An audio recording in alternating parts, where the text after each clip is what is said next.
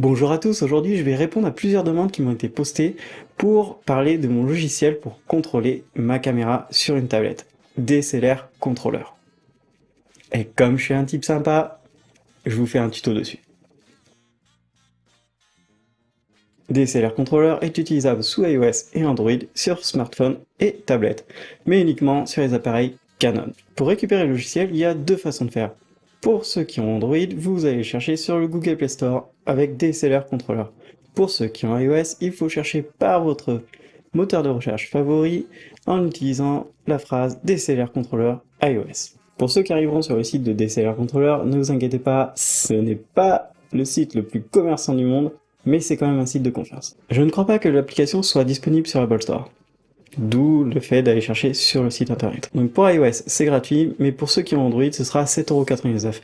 Par contre, ça les vaut vraiment vu le temps et la qualité gagnée pour filmer. Et il y a une chose importante à savoir, l'application peut se connecter soit en USB, soit en Wi-Fi. L'intérêt du Wi-Fi, c'est d'être libre de tout mouvement, mais il y a un gros défaut, il n'est pas possible de filmer lorsque l'on est en Wi-Fi. On peut prendre des photos, mais on ne peut pas filmer. Je n'ai pas d'explication, mais à mon avis, c'est à cause du processeur qui n'est pas capable de gérer les deux à la fois. Je branche donc mon appareil en USB. J'utilise un câble de 3 mètres qui m'a coûté 5 € pour ne pas être limité dans l'espace. Et j'utilise un câble OTG mini USB qui m'a coûté 83 centimes pour pouvoir le connecter à la tablette. Je vais passer dans une autre configuration pour vous montrer à quoi ressemble l'application. Dans un premier temps, on va allumer l'application. Donc pour ça, je vous conseille d'abord d'allumer l'appareil photo qui va filmer et ensuite brancher le connecteur USB à la tablette. Il va de suite reconnaître l'application et s'allumer. Voilà. Donc maintenant, on a droit à tout voir. Donc là, c'est flou et je vais mettre un focus sur la planisphère. Donc tout autour, vous pouvez voir plusieurs boutons. Donc il y a des boutons par exemple à droite pour savoir la colorimétrie de chaque paysage. Donc pour zoomer, pour choisir une grille ou faire un 4/3 ou un 16/9 ou d'autres avec des zooms. Ensuite à droite nous avons le déclencheur. Voilà. Et hop, la photo est prise. Donc là on voit la photo pendant 2 secondes. Ça peut être changé dans les menus. Donc le menu avec plein d'options auxquelles je reviendrai plus tard. La batterie de l'appareil photo.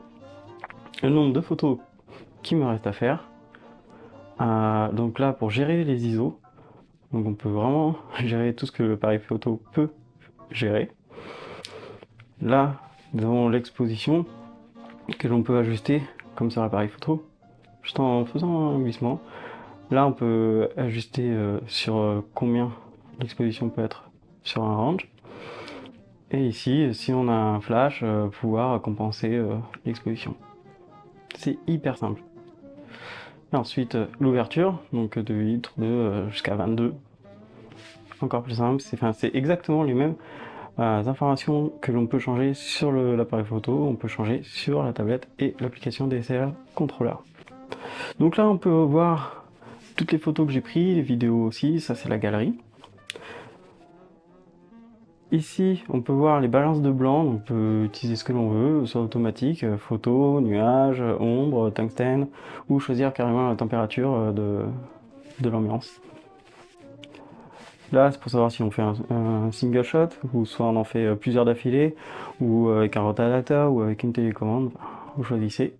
Donc le style de photo, donc soit standard, soit portrait, ou soit des options que vous auriez configurées juste avant. Donc l'autofocus, donc soit en live directement, donc ici c'est la planisphère, donc je le déplace, je le mets sur mon invitation de naissance, ou sinon on peut le déplacer facilement normalement. Voilà, exactement, sur la planisphère. C'est hyper simple, hein. Juste prendre, glisser, appuyer et c'est sur un focus. Voilà. Donc ou sinon, il peut reconnaître des visages et se mettre en focus directement sur ces visages. Donc il nous suit, c'est hyper utile quand on fait un fast cam. Je testerai tout à l'heure. Et sinon avec des points, les mêmes points qu'il y a sur le point de focus qu'il y a sur l'appareil photo. Là, je vais vous présenter quelque chose de très important, l'autofocus. Donc là, on peut le faire automatiquement. Soit on prend et hop, on se déplace et bim, sur la planisphère. Ou soit on peut utiliser une façon plus manuelle. C'est-à-dire que là, par exemple, je suis sur ma planisphère. On peut gérer la mise au point avec toutes ces flèches. C'est-à-dire que la planisphère est plus près de moi, mais je veux le mettre sur mon extrait de naissance qui est beaucoup plus loin. Vu que l'extrait de naissance est beaucoup plus loin, bah, je vais plus loin. Voilà. Et là, mon extrait de naissance est directement net. L'intérêt, c'est que si on veut quelque chose de vraiment précis, on peut aller encore plus loin avec les flèches. Et sur une personne, sur un détail d'une personne, ou juste prendre une photo d'un objet avec un excellent détail. L'outil comporte une option qui est vraiment bonne pour la vidéo, je vais vous montrer. Ici, là, je suis sur mon extrait de naissance. Je vais enregistrer la position. Ensuite, je veux revenir sur la planisphère. Voilà. J'enregistre la deuxième position. Et là, en appuyant sur A, première position avec extrait de naissance. En appuyant sur B, deuxième extrait.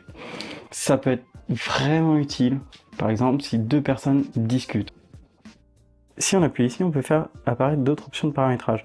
Donc, soit le style d'autofocus, donc one shot, focus ou servo, ou comment gérer la mesure d'exposition.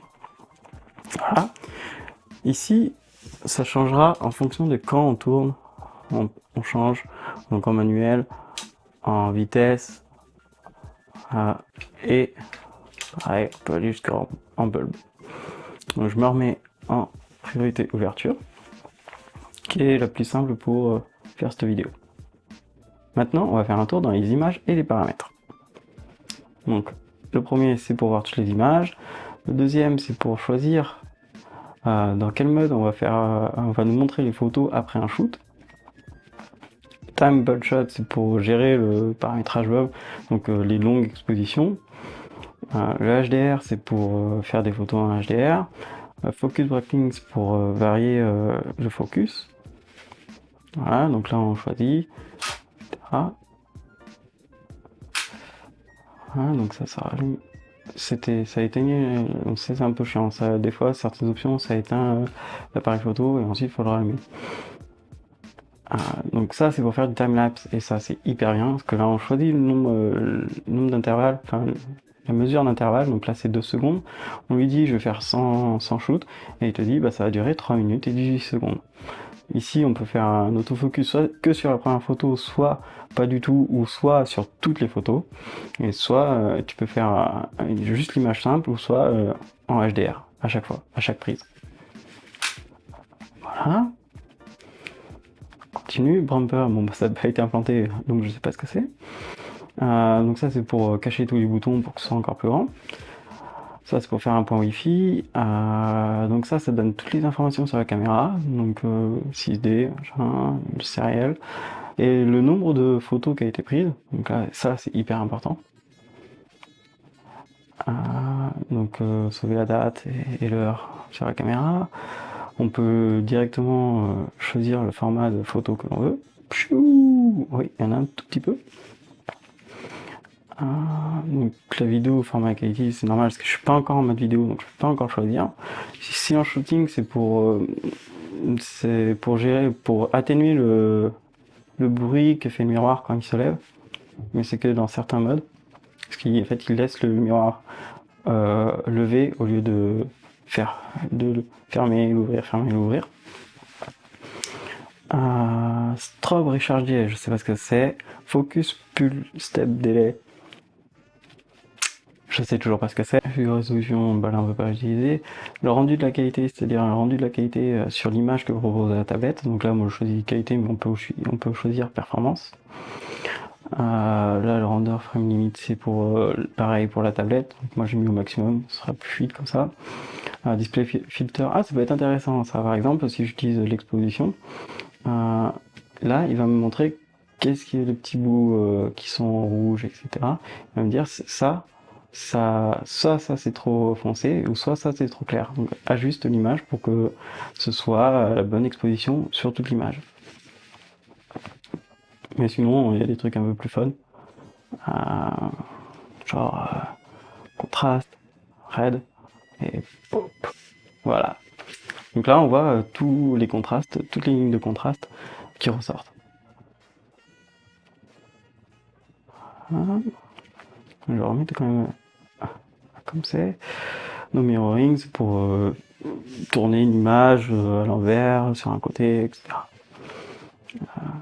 Donc ça, c'est pour voir l'image. Là, par exemple, je choisis 2 secondes pour voir l'image après que j'ai pris en photo. Le nombre de shots que je peux faire entre plusieurs... Enfin, le nombre d'attentes que je peux avoir entre 2 shots. Donc là, je dis que l'image, elle est enregistrée que sur la caméra. Donc le local storage de l'application. On peut ajouter des images à la galerie. Donc là, c'est pour dire que j'utilise la view directement quand ça s'allume. Donc c'est pour dire comment, si j'appuie, si je reste appuyé, etc. Et puis là, c'est pour aller voir sur Twitter et Google+. Donc maintenant, je vais passer à la vidéo. Donc pour passer à la vidéo, il faut passer en mode vidéo sur la caméra. Ça, on a pu voir qu'il y a un bouton en plus qui est apparu. Et surtout, un truc très important et qui peut nous aider beaucoup, c'est la barre de son. En fait, bon là, le son, il est pris que sur la caméra. Moi, j'ai un enregistreur externe. Mais si on n'utilise que le son, si on branche par exemple un micro sur la caméra, c'est hyper utile. On sait comment le gérer et on peut varier le son pour que ça arrive entre le vert et le rouge, bien sûr. Donc là, je vais lancer une vidéo. Poc. Voilà. Donc là, c'est bien une vidéo, je vous le jure. Et je vais me déplacer pour aller devant la caméra.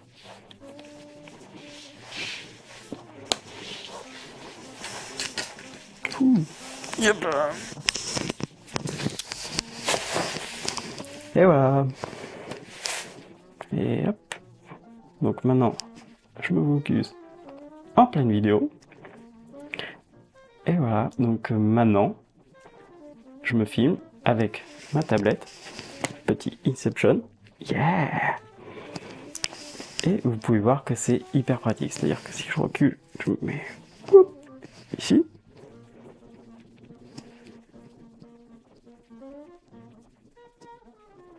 Ça en chie un peu, mais c'est bon, je suis net. Et donc ça m'aide vraiment beaucoup à pouvoir cadrer, à pouvoir être net à chaque fois. Et franchement, ça m'a sauvé la vie.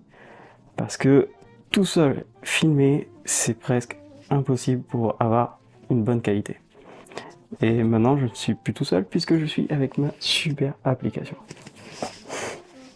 Donc merci DSLR Controller, je te remercie beaucoup. Et franchement, pour ceux qui ont Android, 7,99€, ça vaut vraiment, mais alors vraiment le coup. Merci à vous d'avoir suivi ce tuto. Si vous avez des questions, vous pouvez les poser en commentaire. Et à la prochaine pour une autre vidéo.